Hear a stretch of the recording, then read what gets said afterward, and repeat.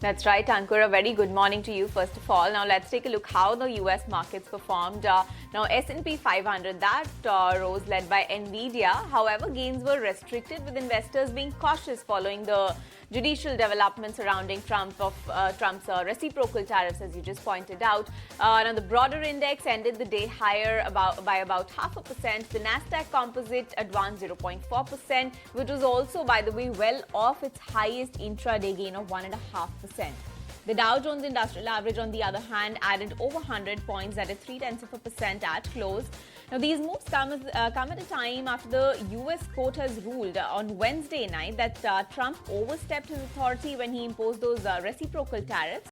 However, the Trump administration has filed a notice of appeal quickly following the judgment, and it has appealed the court that it reinstate the levies. Meanwhile, Nvidia shares that they provided upward market momentum with a jump of more than 3%.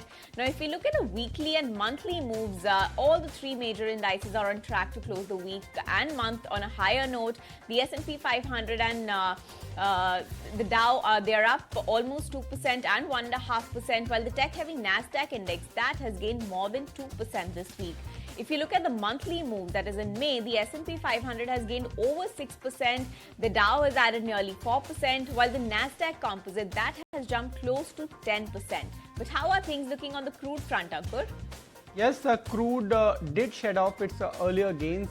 It closed around 1% down, hovering around $64 if you talk about Brent crude. And WTI was around $60. Remember, there is an important meeting of OPEC Plus which is going to be held today, and in that it will be decided whether or not the production of 411,000 barrels should be done in the month of July. So that is something to be watched out for in terms of crude. But if you like this video, then like, share and subscribe to ET Now.